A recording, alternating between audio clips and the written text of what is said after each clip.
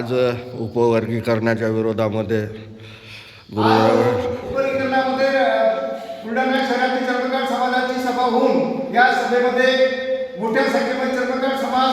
29 तारखेच्या मोर्चामध्ये सहभागी होण्याचा ठराव या ठिकाणी झाला आणि बुलढाणा शहरातील नव्हे तर संपूर्ण जिल्ह्यातील आपापल्या नातेवाईकांना या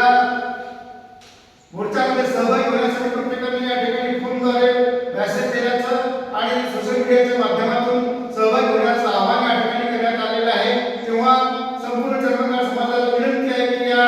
29 तारखेच्या उपवर्गीकरण मेळाव्यामध्ये सहभागी व्हावं अशी नम्र विनंती आहे। 29 तारखेला सुरुवातीला 11 वाजता जिजामाता प्रेक्षागार जिजामाता स्टेडियम या ठिकाणी